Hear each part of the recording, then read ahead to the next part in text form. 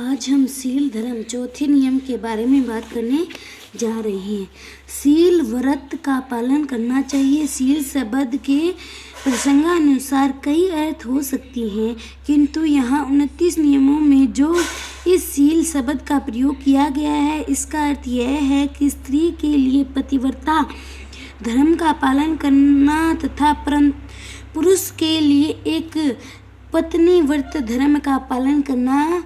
पति पत्नी के साथ संसार की मर्यादा को बांधने वाला यह एक शील धर्म ही है। इस शील धर्म से ही आपसी पिता पुत्री की मर्यादाएं सीमाएं जुड़ती है। यदि यह शील धर्म ही खंडित हो जाएगा तो कौन किसी का पिता, कौन किसका भाई बहन होगा तथा कौन किसका पालन पोषण कर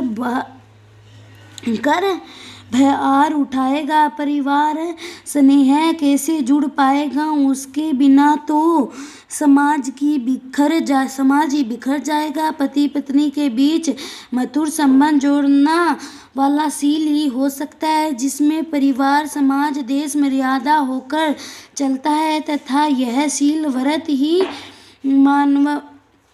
मानवत्व तथा पशुत्व में भेद करता है। इसी भेद से ही मानव पशुअंत के ऊपर उठकर अपनी उत्पत्ति में अग्रसर होता है। हिंदू समाज में नहीं, संपूर्ण मानव के लिए यह धर्म पालन करना आवश्यक है। जहाँ पर भी शील व्रत खंडित हुआ है, वहीं पर ही पारिवारिक जीवन नरकमय में बन गया है तथा पवित्र वैवाहिक संबंध ही टूटते देखे गए हैं। एक बार शील टूट गया तो फिर दोबारा कभी नहीं जुड़ नहीं सका। इसलिए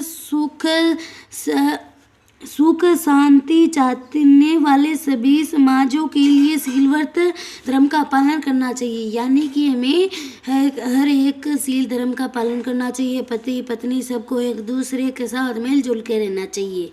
और संतोष अपने ही परिश्रम के द्वारा जो यथन कर्मानुसार मिला जाता गया है, उसी फल से ही संतुष्ट रहना ही संतोष कहलाता है। इसके विपरीत धन प्राप्ति के लिए दिन रात होने वाली इच्छा का प्रसार ही लोभ कहलाता है। लोभ से होने वाले दुखों का कोई अपार ही नहीं है। एक वस्तु की प्राप्त हो जाने पर झट दूसरी वस्तु प्राप्त की इच्छा हो जाती है। उसी प्रकार संतोष दूत सुख लाभ, संतोष से ही अति उत्तम सुख का लाभ मिलेगा, क्योंकि तथा अवश्य जो कुछ भी प्रत्येक हो जाता है, उन्हीं से जो चीज़ हमें मिलती है, हमें उसी से संतुष्टि कर लेनी चाहिए। यही संतोष होता है। यही हमें कोई और चीज़ मिल जाती है तो मतलब हमें एक चीज़ मिल जाती है तो हम दूसरी चीज़ पाने की इच्छा करते हैं। वैसा हमें नहीं करना चाहिए, संतोष रखना चाहिए।